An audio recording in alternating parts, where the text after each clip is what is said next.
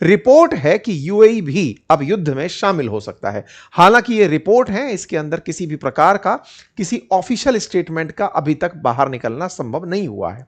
चर्चाएं हैं कि यूएई एक ऐसी फोर्स बनाने के बारे में विचार कर रहा है जो फोर्सफुली स्ट्रेट ऑफ हॉर्मुज को खुलवा सके, जहाजों की सुरक्षा कर सके, ताकि इनके व्यापार को पूरी तरह से गति दी जा सके।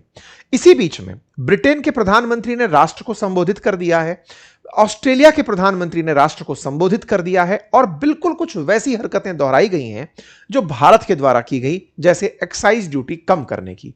कुल मिलाकर दुनिया अब आने वाले समय की तैयारी में जुट रही है।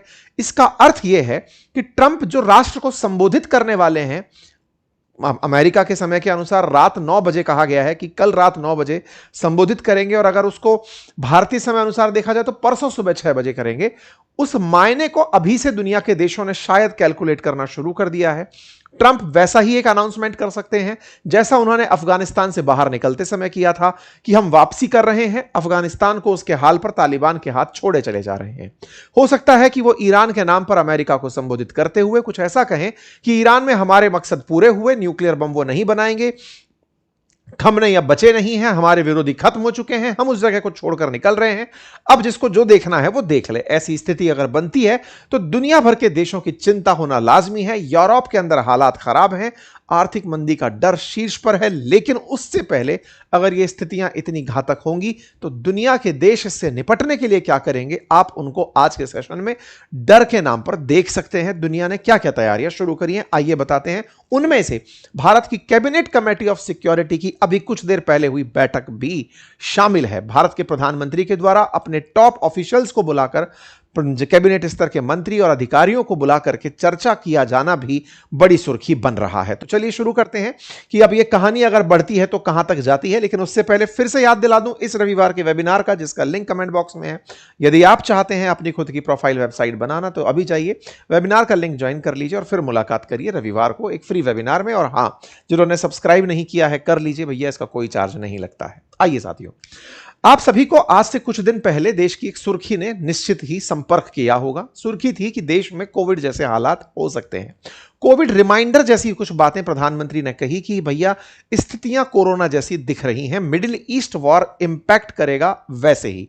कोविड में हुआ क्या था? कोविड में हुआ यह था कि डिमांड खत्म हो गई थी, सप्लाई वहीं खड़ी थी, सप्लाई को रिसीव करने वाले के लिए कोई तैयार नहीं था। तेल बेचना चाहते थे लोग, लेकिन खरीदने के लिए कोई तैयार नहीं था, क्योंकि लॉकडाउन में दुनिया थी। अब उल्टा हो रहा है, लोग खरीदना चाहते हैं, तेल आ नहीं रहा है। दुनिया की 20% आपूर्ति पूरी तरह बाधित है। ऐसे में तेल की कीमतें बढ़ रही हैं। आवश्यक सामान के लिए जो जरूरत है उसके लिए जो तेल है उसकी कीमत में लगातार इजाफा होता जा रहा है। वॉर से पहले जहां $70 प्रति बैरल के भाव पर क्रूड ऑयल उपलब्ध था, वो अब 105-110 के भाव तक पहुंच गया है। ऐसे में तेल की बढ़ती कीमतों का असर अब दुनिया की अर्थव्यवस्था पर दिखना शुरू हो रहा है। हालांकि भारत ने उस समय के प्रबंधन को, जो कि 1 महीने से चले आ रहे युद्ध को, अभी देश की आम जनता तक सरकार ने पहुंचने से उसे रोक रखा है। रोकने के नाम पर भारत सरकार के द्वारा एक्साइज ड्यूटी में कटौती की गई, अर्थात क्रूड ऑयल जब रिफाइन होकर तेल में बदलता है और तेल जब आप तक पहुंचता है, इस बीच में सरकार उस तेल पर एक उत्पादन शुल्क वसूलती है, जिसे एक्साइज ड्यूटी कहते हैं। इस एक्साइज ड्यूटी का मतलब समझिए कि अगर 100 रुपए लीटर तेल है तो लगभग 33 लीटर भारत सरकार उसके अंदर से लगभग ले लेती थी। भारत सरकार ने उस एक्साइज ड्यूटी में से 10 रुपए कटौती कर दी, यानी कि अब वो तेल के लिए 10 रुपए खुद नहीं लेगी। इसको ऐसे समझिए कि जहां 70 रुपए का क्रूड ऑयल था, अगर वो 100 रुपए के क्रूड ऑयल में पहुंच रहा है, प्राइसेस में लगभग अगर 33% से ऊपर का इजाफा हो रहा है, तो भी भारत सरकार ने अपने तरफ आने वाले जो एक्साइज ड्यूटी थी उसके अंदर 33% की कटौती कर दी। अर्थात क्रूड भारत को महंगा पड़ रहा है, जिसकी वजह से ऑयल कंपनीज को ज्यादा बिल चुकाने पड़ रहे हैं।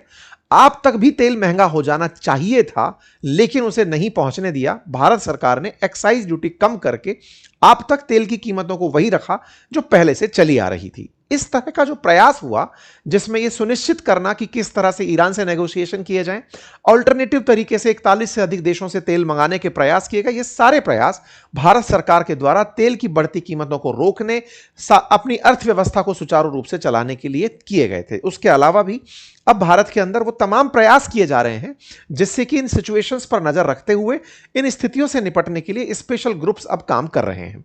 ये बात मैंने रेफरेंस में क्यों ली? क्योंकि सेम यही हरकत आज ऑस्ट्रेलिया ने की है। ऑस्ट्रेलिया ने भी अपने देश को संबोधित किया, ऑस्ट्रेलिया के पीएम ने, एंथनी अल्बनीज ने, और उन्होंने बताया कि हम इस युद्ध में डायरेक्ट पार्टिसिपेंट नहीं हैं, लेकिन इस युद्ध का असर हम तक आ रहा है। और ऐसे में अर्थव्यवस्था के हाल को देखते हुए ऑस्ट्रेलिया के प्रधानमंत्री ने भी एक्साइज ड्यूटी में कटौती का अनाउंसमेंट किया।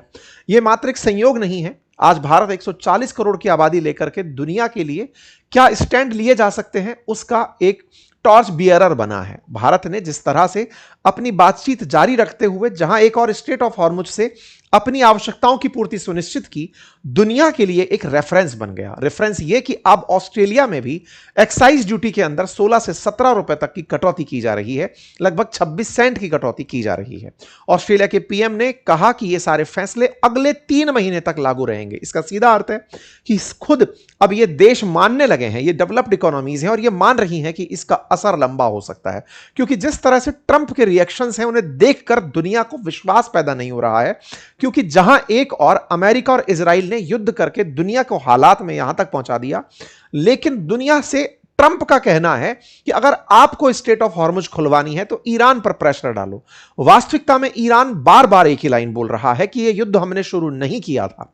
आज भी अगर आप हमें अमेरिका और इजराइल से यह अश्योरेंस दिला दो कि हम पर हमले नहीं होंगे, हम युद्ध रोकने को तैयार हैं। कुल मिलाकर अब कोई भी देश अमेरिका और इजराइल से कहने की स्थिति में नहीं है, लेकिन वो प्रताड़ित जरूर हो रहा है। जहां एक और आज हमारे देश में भी हलकों में यह सवाल बड़ा उठता है कि आज देश का कोई भी नेता अमेरिका को कोई भी टारगेट करते हुए कुछ बयान क्यों नहीं दे रहा है।